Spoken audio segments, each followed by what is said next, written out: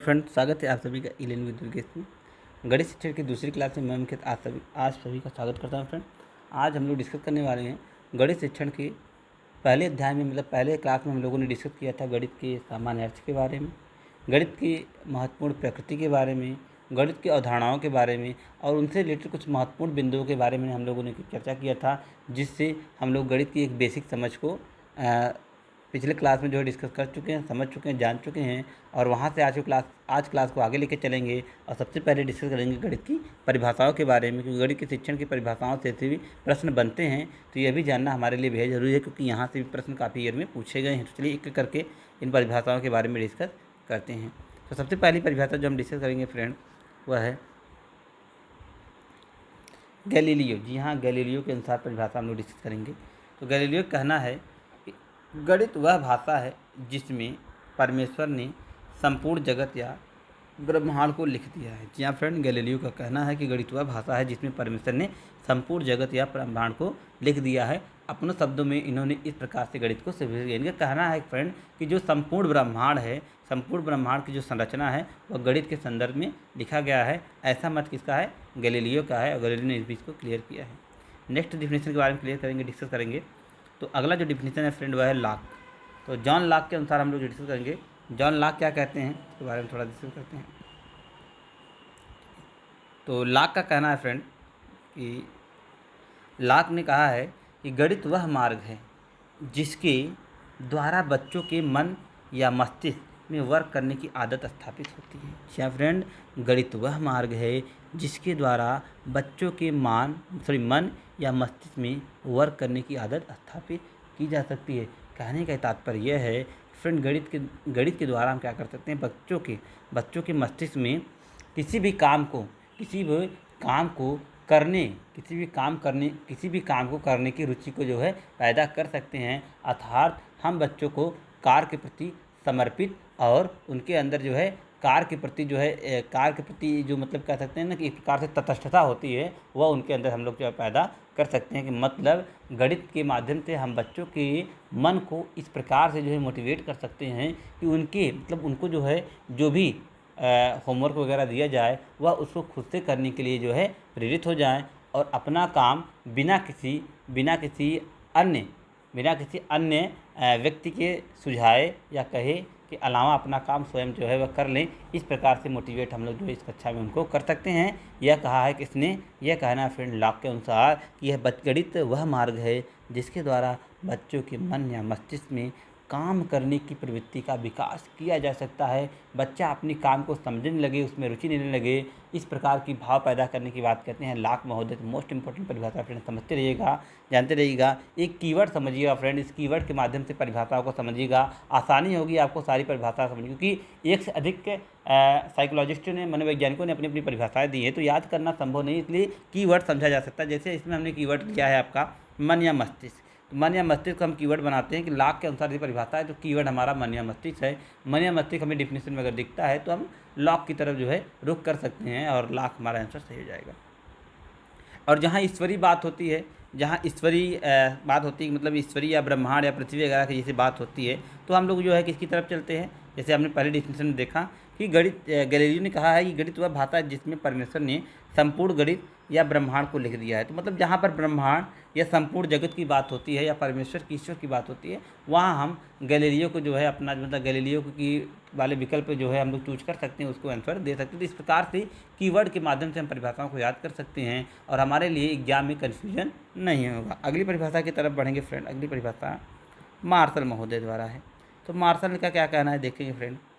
तो मार्शल महोदय के अनुसार गणित ऐसी अमूर्त व्यवस्था है, गणित ऐसी अमूर्त व्यवस्था का अध्ययन है जो किसी अमूर्त तत्वों से मिलकर बना है। इन तत्वों को मूर्त रूप में परिभाषित किया जा सकता है। इंपॉर्टेंट परिभाषा है फ्रेंड, समझिएगा मेरे साथ। गणित ऐसी अमूर्त व्यवस्था का अध्ययन, मतलब फ्रेंड गणित कह सकते हैं, गणित को इन्होंने इस तरीके से परिभाषित किया, कहा है कि गणित क्या होता है? एक अमूर्त व्यवस्था का अध्ययन। मतलब क्या है कि जैसे हम बच्चों को क्या है, पहले एक अमूर्त बारे में, मतलब जैसे क्या है, गणित की संक्रियाओं के बारे में पहले अमूर्त रूप से बताते हैं, अमूर्त व्यवस्था के बारे में बताते हैं।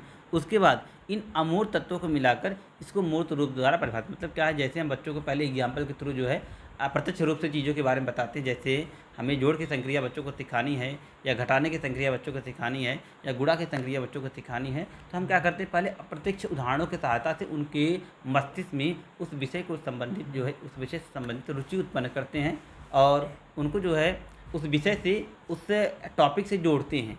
जोड़ने के पश्चात क्या करते हैं, हम उस अमूर्त उदाहरणों का सहारा लेकर उस कॉन्सेप्ट को वह मूर्त रूप देते हैं, अर्थात बोर्ड पर जो है, श्यामपट पर उसको जो है मूर्त रूप में परिभाषित करते हैं, मूर्त रूप में उसको समझा देते हैं। चाहे गणित की संक्रिया सिखा रहे हैं, चाहे हम लोग चाहे हम लोग जोड़ की संक्रिया सिखा रहे हों, चाहे घटाने की संक्रिया सिखा रहे हों, चाहे गुणे की संक्रिया सिखा रहे हो, चाहे भाग की संक्रिया सिखा रहे हैं, सभी के लिए हम लोग क्या कर सकते हैं, उसको मूर्त रूप में उनको परिभाषित कर सकते हैं, उस पर लिख कर बाकायदा अच्छे से डिफाइन करके समझा करके। ठीक है फ्रेंड, तो ये हुई परिभाषा मार्शल महोदय की। एक बार पुनः दोहराइएगा मेरे साथ, गणित एक ऐसी अमूर्त व्यवस्था का अध्ययन है जो किसी अमूर्त तत्वों से मिलकर बना होता है। इन तत्वों को मूर्त रूप में परिभाषित किया जा सकता है। ठीक है, आगे बढ़ेंगे फ्रेंड, ये थी कुछ महत्वपूर्ण परिभाषाएं, एक बार इनका रिवीजन करेंगे, उसके बाद हम लोग आगे टॉपिक पर डिस्कस करेंगे। चलिए एक बार इसको रिवीजन करते हैं, उसके बाद जो है अगले टॉपिक की तरफ बढ़ेंगे। चलिए, तो पहली परिभाषा दी है फ्रेंड गैलीलियो ने। गैलीलियो का कहना है कि गणित वह भाषा है जिसमें परमेश्वर ने संपूर्ण जगत या ब्रह्मांड को लिख दिया है। पहली परिभाषा गैलीलियो की, इन पार्ट रखेंगे। ठीक है, की पॉइंट हमारा क्या है, संपूर्ण जगत भी बना सकते हैं, परमेश्वर भी बना सकते हैं, ब्रह्मांड भी बना सकते हैं। इनके माध्यम से इन परिभाषाओं की पहचान हम कर सकते हैं। नेक्स्ट है ला की परिभाषा। ला का कहना है गणित वह मार्ग है जिसके द्वारा बच्चों के मन या मस्तिष्क में वर्क करने की आदत को स्थापित किया जा सकता है। आदत, ठीक है, या मन या मस्तिष्क, दो की पॉइंट इसमें बन सकते हैं। इनको जो है हम लोग की पॉइंट बनाकर जो इन परिभाषाओं को याद कर सकते हैं। नेक्स्ट मार्शल महोदय की तरफ अगर बढ़ेंगे तो मार्शल महोदय ने कहा है, ठीक है, मार्शल महोदय का बिल्कुल सिंपल है, मूर्त और अमूर्त की जो अमूर्त का जो एक वास्तविक प्रयोग है, इन्होंने अपनी परिभाषाओं में उसका जो है जिक्र किया है। तो मूर्त अमूर्त की पॉइंट बन सकता है। फिलहाल डिस्कस कर लेते हैं इनके डिफिनेशन के बारे में। तो गणित एक ऐसी अमूर्त व्यवस्था का अध्ययन है जो कि अमूर्त तत्वों से मिलकर बना है और इन तत्वों को मूर्त रूप से परिभाषित किया जा सकता है। ठीक है, तो ये थी परिभाषाएं जिसके बारे में डिस्कस किया है। अब बात करेंगे एक एक करके गणित की आवश्यकताओं के बारे में, कि वास्तव में गणित शिक्षण की आवश्यकताएं क्या है, किन उद्देश्यों की पूर्ति के लिए गणित शिक्षण का कार्यक्रम चलाया जाता है, अर्थात बच्चों को गणित शिक्षण के बारे में अध्ययन करता है। इसी के संदर्भ में एक एक करके इनकी आवश्यकताओं के बारे में हम लोग समझेंगे। चलिए, पहली आवश्यकता है उसके बारे में देखते हैं। जी हाँ, चलिए, तो विज्ञान विश्व में बहुत तेज़ी से अपने पैर पसार रहा है। ठीक है फ्रेंड, विज्ञान विश्व में बहुत तेज़ी से अपने पैर पसार रहा है। इस वैज्ञानिक युग को तेज करने के लिए गणित की महत्वपूर्ण भूमिका है। जी हाँ फ्रेंड, आप सभी को पता है कि आज तकनीकी क्या है, अपने उच्च स्तर पर स्थापित है। मतलब क्या है, आज तकनीकी का युग है। बहुत तेज़ी से वैज्ञानिक कार्य हो रहे हैं, बहुत तेज़ी से वैज्ञानिक आविष्कार हो रहे हैं। लोग जीवन को सरल और सुलभ बनाने के लिए तकनीकी पर पूरी तरीके से आधारित होते चले जा रहे हैं। तो इस वैज्ञानिक युग को और भी सरल करने के लिए, और भी उसको जो है सुगम बनाने के लिए गणित की एक महत्वपूर्ण भूमिका होती है, क्योंकि बिना गणित के उपयोग के कोई भी तकनीकी संबंधित कार्य जो है पूर्ण नहीं किया जा सकता या सरलता से कंप्लीट नहीं किया जा सकता है। इसलिए फ्रेंड, गणित की आवश्यकता यह है कि विश्व स्तर में आज जितने भी नए तकनीकी स्तरों पे काम हो रहे हैं, उनमें किसी न किसी माध्यम से गणित जरूर इन्वॉल्व होता है। यह गणित की उपयोगिता, यह गणित की आवश्यकता को दिखाता है। आगे बात करेंगे विभिन्न खोजों के दौरान जटिल गणनाएं। जी हाँ फ्रेंड, विभिन्न खोजों के दौरान जटिल गणनाएं गणित के माध्यम से की जाती हैं। मोस्ट इंपॉर्टेंट पॉइंट है, आपने देखा होगा कि जितने सारे साइंटिस्ट होते हैं, जब किसी महत्वपूर्ण खोज के लिए वो लोग जो है रिसर्च करते हैं, उनके बारे में जो है अध्ययन करते हैं, तो आपने देखा होगा जब वो या मापन संबंधित हो या मेजरमेंट संबंधित, मतलब मापन या कह सकते हैं कि मेजरमेंट संबंधित जो भी प्रक्रियाएं होती हैं, या गणितीय जो भी हस्तक्षेप उसमें होता है, जो भी उसमें जो कैलकुलेशन होता है, गणनाएँ होती हैं, वह गणित के माध्यम से ही की जाती है। मतलब उनकी जटिलता को, मतलब उनकी कैलकुलेशन जटिलता, मतलब जो है कह सकते हैं कि गणना संबंधी जो जटिलता होती है उसको गणित के माध्यम से ही सुलझाया जा सकता है, अर्थात उसमें गणित की उपयोगिता को देखा जा सकता है, समझा जा सकता है और उसकी आवश्यकता बिल्कुल पानी की तरह साफ हमको दिखाई देती है कि मतलब कोई भी जटिल वैज्ञानिक अगर कार्य हो रहा है तो कहीं न कहीं किसी न किसी रूप में गणित की उपयोगिता वहाँ पर निश्चित तौर से दिखाई देती है, जो इसकी आवश्यकता को बिल्कुल क्लियर और स्पष्ट करती है, स्पष्ट बनाती है। नेक्स्ट, वैज्ञानिक प्रगति अब गणितीय प्रगति का पर्याय बन चुका है। वैज्ञानिक प्रगति अब गणितीय प्रगति का पर्याय बन चुका है। पर्याय का मतलब क्या होता है फ्रेंड? पहले आप पर्याय को समझेंगे तो ये जो कॉन्सेप्ट है आपका इजीली क्लियर हो जाएगा। पर्याय का मतलब होता है कि एक दूसरे के संपूरक, एक दूसरे के संपूरक, मतलब अगर ये नहीं है तो वो भी कार्य नहीं हो सकता। मतलब एक समान अर्थ वाले देने वाले, एक समान, एक साथ साथ होने वाले, मतलब जो कह सकते हैं कि साथ साथ होने वाले विकास, मतलब यदि वैज्ञानिक प्रगति हो रही है तो साथ साथ गणितीय प्रगति होगी, यदि गणितीय प्रगति हो रही है तो साथ साथ वैज्ञानिक प्रगति होगी। ये दोनों एक दूसरे से अंतः संबंधित है। मतलब क्या होगा कि वैज्ञानिक प्रगति का आधार गणितीय प्रगति है और गणितीय प्रगति का आधार वैज्ञानिक प्रगति है, इसलिए एक दूसरे के ये पूरक और पर्याय बन गए हैं। तो ये आवश्यकताएँ आगे और आवश्यकता के बारे में डिस्कस करेंगे एक एक करके। चलिए, तो इतनी महत्वपूर्ण आवश्यकताएँ थी जिसके बारे में हम लोग डिस्कस किया है। एक बार पुनः इसको जो है थोड़ा सा रिवीजन कर लेते हैं, उसके बाद जो है आगे हम लोग जो है पढ़ेंगे अगले टॉपिक के बारे में। तो पहली आवश्यकता हमने पढ़ा फ्रेंड कि विश्व में बहुत तेज़ी से, विश्व में क्या है, विज्ञान जो है बहुत तेज़ी से अपने पैर पसार रहा है और इस वैज्ञानिक योग को तेज करने के लिए गणित की भूमिका बहुत महत्वपूर्ण है। इस पहली आवश्यकता के बारे में पढ़ा। दूसरा, गणित खोजों के दौरान जटिल गणनाएँ गणित के माध्यम से की जाती हैं, ये दूसरी आपकी जो है मतलब दूसरी जो व्यवस्था है इसके बारे में देखा। तीसरा, वैज्ञानिक प्रगति अब गणितीय प्रगति का पर्याय बन चुका है, यह तीसरी आवश्यकता है जिसके बारे में हम लोगों ने डिस्कस किया। तो ये थी कुछ महत्वपूर्ण आवश्यकताएँ। अब अगले टॉपिक की तरफ बढ़ेंगे। अगला कॉन्सेप्ट हम पढ़ेंगे गणित अधिगम की अवस्थाएँ। जी हाँ फ्रेंड, गणित अधिगम की अवस्थाओं के बारे में जो है डिस्कस करेंगे। चलिए,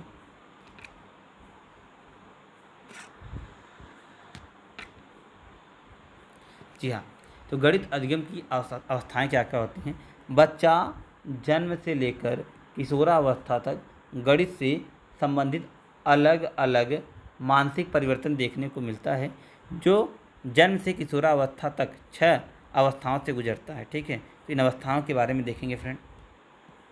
चलिए, पहले इनके बारे में पूरा समझ लीजिए कौन कौन सी व्यवस्था है। मतलब जब बच्चा का जन्म होता है और जन्म से लेकर किशोरावस्था तक पहुँचने मतलब और गणित की किन किन अवस्थाओं से उसको गणित समझने के लिए गुजरना पड़ता है, उन अवस्थाओं को 6 महत्वपूर्ण कैटेगरी में जो है डिवाइड किया गया है, उसके बारे में जो है हम लोग डिस्कस करने वाले हैं। तो पहला है आरंभिक अवस्था। आरंभिक अवस्था जिसका नाम है, चलिए, आरंभिक अवस्था। पहली अवस्था है फ्रेंड आरंभिक अवस्था या इमरजेंट फेज। दूसरी है फ्रेंड इसकी, जी हाँ, पहली है आरंभिक अवस्था, इसे कहते हैं इमरजेंट फेज। दूसरा है मिलान अवस्था, जिसे कहते हैं मैचिंग फेज। तीसरा है परिमाणात्मक अवस्था, जिसे कहते हैं क्वांटिटीफाइंग फेज। और तीसरा होता है विभाजन आत्मक अवस्था, जिसे बोलते हैं पार्टीशनिंग फेज। विभाजन अवस्था मतलब पार्टीशनिंग फेज। और पांचवा होता है गुणनखंडीय अवस्था, जिसको फैक्टरिंग फेज कहते हैं। और छठा होता है संक्रियात्मक अवस्था, जिसे ऑपरेशनल फेज कहते हैं। फिर से एक एक करके इनके बारे में डिस्कस कर लेते हैं। आरंभिक अवस्था इमरजेंट फेज, मिलान अवस्था मैचिंग फेज, परिमाणात्मक अवस्था क्वालिफाइंग फेज, विभाजनात्मक अवस्था पार्टिसिपेटिंग फेज, और गुणनखंडीय अवस्था फैक्टरिंग फेज, और संक्रियात्मक अवस्था मतलब ऑपरेशनल फेज। तो ये थी 6 बिंदु जिनके बारे में हमको स्पष्ट में चर्चा करनी है। चलिए एक एक करके इन बिंदुओं के बारे में चर्चा करते हैं, इन महत्वपूर्ण पॉइंटों को जो है हम लोग समझते हैं। तो सबसे पहले हम जिसको समझेंगे उसका नाम है आरंभिक अवस्था या इमरजेंट फेज। इसकी आयु सीमा के बारे में जान लीजिएगा फ्रेंड, इंपॉर्टेंट है। आयु सीमा 0 से 3 वर्ष, 0 से 3 ईयर, मतलब कह सकते हैं कि जन्म से 3 वर्ष आरंभिक अवस्था। ये जो इसकी आयु सीमा है इसको याद रखिएगा फ्रेंड, आपसे प्रश्न में पूछा जा सकता है कि गणित के अंतर्गत आरंभिक अवस्था की आयु सीमा कितनी होती है। तो आपको पता है कि गणित के अंदर आरंभिक अवस्था या इमरजेंट फिगर का जो एज ड्यूरेशन है वह 0 से 3 वर्ष होता है। चलिए देख लेते हैं इस अवस्था में क्या क्या होता है।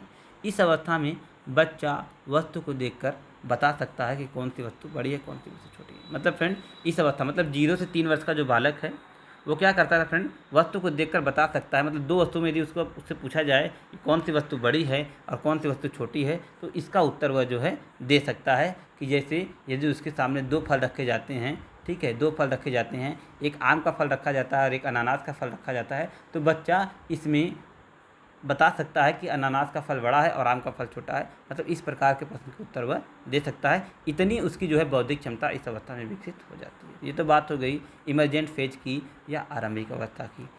आगे बढ़ेंगे दूसरी अवस्था के बारे में। दूसरी अवस्था है फ्रेंड, चलिए थोड़ा सा इसको ऊपर कर लेते हैं। जी हाँ, दूसरी अवस्था है मिलान अवस्था। ठीक है फ्रेंड, मिलान अवस्था जिसकी आयु सीमा 3 से 5 वर्ष, जिसकी आयु सीमा है 3 से 5 वर्ष। इस अवस्था में बच्चों को 2 संख्याओं के नंबर या गिनती को बोल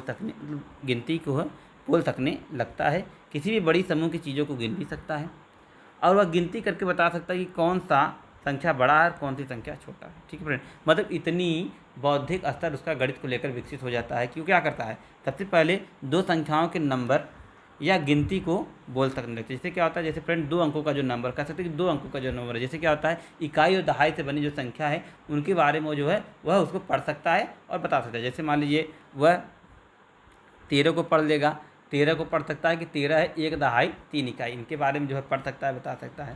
साथ ही साथ बड़े समूहों की चीज़ों को, मतलब क्या है जिसमें क्या है, मतलब लगभग क्या है कि 3 या 4 से ज़्यादा, मतलब एक ऐसा समूह जिसमें क्या है व्यक्तियों की संख्या क्या होती है दहाई में, मतलब दहाई के आंकड़े में होती है। उन समूहों में वह क्या करता है, वस्तुओं को जो है गिन सकता है कि इसमें कितनी वस्तुएं हैं एक साथ। साथ ही साथ वह यह भी बता सकता है कि कौन सी वस्तु बड़ी है, कौन सी वस्तु छोटी है, क्योंकि फ्रेंड वह है इमरजेंट फेज को क्रॉस कर चुका है और इमरजेंट फेज की में उसको जो उसकी बौद्धिक क्षमता इतनी हो गई थी कि वह आसानी से बता सकता था कि कौन सी वस्तु बड़ी है, कौन सी वस्तु छोटी है। तो इस बौद्धिक क्षमता का तो आधार इसमें पहले से उसके अंदर पाया जाता है। ये चीज़ें, ये ज्ञान, ये संज्ञान उसके माइंड में पहले से ही व्याप्त है। आगे बात करेंगे अगली अवस्था के बारे में। अगली फ्रेंड परिमाणात्मक अवस्था। जी हाँ, अगली अवस्था है परिमाणात्मक अवस्था, इसके बारे में डिस्कस करेंगे। परिमाणात्मक अवस्था क्या है, इसकी आयु सीमा है फ्रेंड 5 से 6 वर्ष। इस अवस्था में बच्चा भिन्न भिन्न तरीक़ों से संख्या को व्यक्त कर सकता है।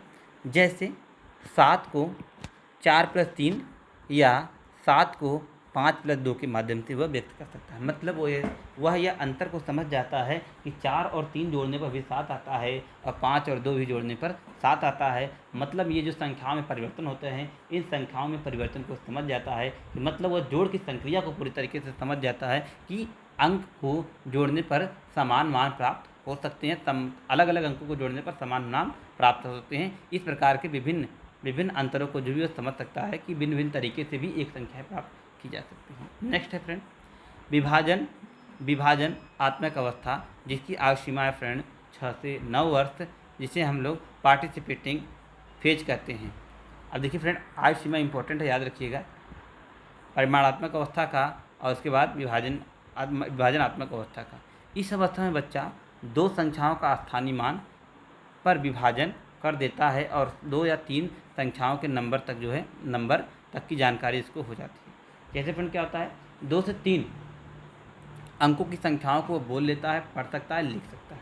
जैसे यहाँ पर 245 है, जिसको 245 आसानी से पढ़ सकता है। इसमें इकाई के स्थान पे क्या है वो बता लेगा, दहाई के स्थान पे क्या है वह बता लेगा, सैकड़े के स्थान पे वह क्या है ये बता सकता है। अगर यह चीज़ जो बता लेता है तो जाहिर सी बात है स्थानीय मान की भी जानकारी उसको हो जाती है, क्योंकि 5 का स्थायी मान वो पता चल जाएगा कि 5 इकाई के स्थान पर तो 5 का स्थानीय मान 5 होगा, और 4 दहाई के स्थान पे है तो 4 का स्थानीय मान 40 होगा, मतलब 4 × 10 = 40 होगा। और 2 जो है वह सैकड़े के स्थान पर है तो मतलब 2 में हम 100 से गुणा करेंगे तो 200 आएगा, मतलब सैकड़े के स्थान पर 200 है। इस प्रकार से 2 या 3 अंकों से बनी संख्या को बारे में पढ़ सकता है, स्पष्ट रूप से बता सकता है। साथ ही साथ उनकी प्लेस वैल्यू के बारे में भी जो है जानकारी वो दे सकता है। नेक्स्ट बात करेंगे अगली गुणनखंडीय अवस्था के बारे में। जी हाँ, गुणनखंडीय अवस्था क्या होती है, फैक्टराइंग फेज के बारे में। इसकी आयु सीमा है 9 से 11 वर्ष। इस अवस्था में बच्चा 1 दर्जन में कितनी वस्तुएं होती हैं या 3 से 4 दर्जन में कितनी वस्तुएं होती हैं, या एक बालक के पर 4 पेंसिल है तो 8 बालक पर कितनी पेंसिल होगी। इस प्रकार के बोध आधारित प्रश्नों के जो है उत्तर वह देने लगता है, अर्थात उसकी जो मानसिक क्षमता है इस हद तक विकसित हो जाती है कि अब वह क्या है कि साधारण बोधपरक प्रश्नों के भी उत्तर आसानी से वह दे लेता है। मतलब क्या है, जैसे यदि मैंने उसको ये चीज़ें संज्ञान में करा दिया कि 1 दर्जन में 12 वस्तुएं होती हैं। अगर कोई भी चीज़ें 1 दर्जन की बात होती है तो उसमें 12 वस्तुओं को आप मानेंगे कि उसमें 12 वस्तुएं अगर दर्जन की बात होती है, तो आप उससे 2 या 3 या 4 या 5 दर्जन की बात करें तो आसानी से वह 12 का गुणा करके उनकी संख्या हमको, नियत संख्या हमको बता सकता है। क्योंकि क्या है, उसने दर्जन की संख्या, दर्जन के जो दर्जन नामक एक कॉन्सेप्ट है उसको समझ लिया है कि दर्जन में 1 दर्जन बराबर 12 वस्तुएं। मतलब कोई भी वस्तु अगर 12 है तो उसको हम 1 दर्जन की भी संज्ञा दे सकते हैं, क्योंकि उसने दर्जन के कॉन्सेप्ट को समझ लिया है। तो हम चाहे 1 या 2 या 3 या 4 या दर्जन, कितनी भी दर्जन वस्तुएं रख दें और उसकी नियत संख्या पूछें तो आसानी से वह 12 का गुणा करके उनकी संख्या को हमें क्लियर बता सकते हैं, क्योंकि यह उसके संज्ञान में अब जा चुका है कि 1 दर्जन में 12 वस्तुएं होती हैं। साथ ही साथ वह बोध आधारित, मतलब तो सरल बोध आधारित प्रश्न है, उनके उत्तर भी वह मौखिक रूप से देने लगता है। जैसे यदि हम उससे कहें कि एक बालक के पास 4 पेंसिल है तो ऐसे ही 8 बालकों के पास कितनी पेंसिल होगी, तो आसानी से वह बता सकता है कि 8 चौक 32, मतलब उनके पास कितनी पेंसिल होंगी, 32 पेंसिल होंगी। तो इस प्रकार से साधारण बोध उसकी इस अवस्था तक आते आते विकसित हो जाती है। ये हम लोग बात करें फ्रेंड गुणनखंडीय अवस्था या 9 से 11 वर्ष की अवस्था के बारे में बात कर रहे हैं, जिससे फैक्टरिंग फेज के नाम से इसको हम लोग जानते हैं। फैक्टर मतलब ये क्लियर है फ्रेंड कि गुणा की जो संक्रिया है वो इस अवस्था में बच्चों में डेवलप हो जाती हैं, विकसित हो जाती हैं। आगे बात करेंगे अपने अंतिम अवस्था के बारे में, अगले अंतिम अवस्था के बारे में। तो अगली हमारी जो अंतिम अवस्था है वह है हमारा, चलिए अगली अंतिम अवस्था हमारी है संक्रिया अवस्था, जिसकी आयु सीमा 9 से 11 वर्ष, 9 से 11 वर्ष। ये देखिए थोड़ा सा इसमें त्रुटि है, ये 11 वर्ष से ऊपर, 11 से ऊपर तक के जो आयु के बच्चे होते हैं वह इस अवस्था में मतलब आ जाते हैं। मतलब संक्रियात्मक अवस्था का मतलब फ्रेंड क्या होता है कि बच्चा गणित संबंधी जितनी भी संक्रियाएं हैं लगभग सामान्य रूप से सभी समझने लगता है। जिसमें क्या आता है, जोड़ के बारे में उसको ज्ञान हो जाता है, घटाने के बारे में उसको ज्ञान हो जाता है, गुणे के बारे में उसको ज्ञान हो जाता है, तथा भाग की संक्रिया के बारे में समझने लगता है। साथ ही साथ स्थानीय मान की जानकारी हो जाती है, साथ ही साथ भिन्न व दशमलव संख्याओं से भी वह परिचित हो जाता है। सीधे मतलब कह सकते हैं सीधे गणित की एक बेसिक समझ उसके अंदर आ जाती है, जिनमें बेसिक समझ के लिए हम बात करें फ्रेंड तो उसे जोड़ का ज्ञान हो जाता है, उसे घटाने के बारे में जानकारी हो जाती है, वह गुणे को समझने लगता है, वह भाग की संक्रिया कर लेता है, साथ ही साथ वह स्थानीय मान को समझ लेता है, 2 या 3 या 4 अंकों से बनी अंकों मतलब बनी संख्याओं को पढ़ लेता है, समझ लेता है, उनके स्थानीय मान को समझ लेता है। उसके साथ अन्य आधारभूत संक्रियाओं को समझने में सफल हो जाता है। जैसे एग्जाम्पल हमारे सामने दिया गया है, इसको देख लेते हैं। जी हाँ, जैसे 529 को वह विस्तारित रूप में भी लिख सकता है, 500 + 20 + 9, या 5 × 100 या 2 × 10 या 9 × 5 × 100 + 2 × 10 + 9 × 1 के माध्यम से उसको जो है मतलब इस गुणनखंड का मतलब क्या है, ये इसका एक तरीके से कह सकते हैं कि एक विस्तारित रूप जो है लिख सकता है, समझ सकता है, और इनमें समय जो संक्रियाएँ मतलब जो संक्रियाएँ उसमें वह उचित संक्रियाएँ वो कर सकता है, उसको अच्छे से भली भांति वह समझ सकता है। तो ये थी महत्वपूर्ण 6 अवस्थाएँ जिनके बारे में हम लोगों ने डिस्कस किया है। तो एक बार इन अवस्थाओं को रिवीजन कर लेते हैं, उसके बाद इस क्लास को जो है यहीं तक कंटिन्यू करते हैं। उसके बाद आगे कल हम लोग जो है डिस्कस करेंगे एनसीईआरटी के अनुसार गणित के उद्देश्य के बारे में। तो चलिए इसको पहले एक बार रिवीजन कर लेते हैं, उसके बाद जो है एक एक करके चलिए। सबसे पहले हम लोगों ने जाना आरंभिक अवस्था के बारे में। तो आरंभिक अवस्था की आयु सीमा है फ्रेंड 0 से 3 वर्ष या जन्म से 3 वर्ष, इमरजेंट फेज से कहते हैं। इस अवस्था में छोटी बड़ी वस्तुओं में जो है बालक पहचान कर सकता है, ये इसकी विशेषता है। दूसरी है मिलान अवस्था, जिसकी आयु सीमा 3 से 5 वर्ष। इस अवस्था में बालक क्या करता है, गिनती की ज्ञान हो जाता है, 2 अंकों की संख्याओं के बारे में पहचान लेता है तथा बड़े समूहों में चीज़ों को गिन सकता है। तीसरी अवस्था फ्रेंड क्या होती है, परिमाणात्मक अवस्था, जिसकी आयु सीमा आपने देखा है कि 5 से 6 वर्ष है, याद रखिएगा। इसमें क्या कर सकता है, वो विभिन्न तरीके से संख्याओं को जो व्यक्त करने का प्रोसेस है उसको आसानी से समझ लेता है। साथ ही साथ अगली जो अवस्था है विभाजनात्मक अवस्था, जिसको वह क्या करता है, जो 6 से 9 आयु सीमा के लिए है, इसमें वह स्थानीय मान पर विभाजन की प्रक्रिया को अच्छे तरीके से समझ लेता है कि मतलब कैसे बड़े से बड़े संख्याओं का स्थानीय मान निकाला जाता है और स्थानीय मान की प्रक्रिया क्या होती है, और वह 2 या 3 अंकों की संख्याओं को पढ़ लेता है, उनके स्थान से परिचित हो जाता है। नेक्स्ट है फ्रेंड गुणनखंडीय अवस्था।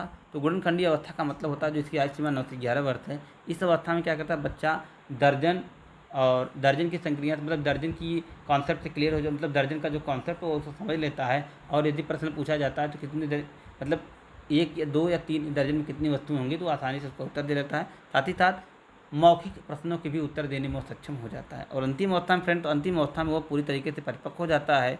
इसकी आयु सीमा 11 वर्ष से ऊपर होती है।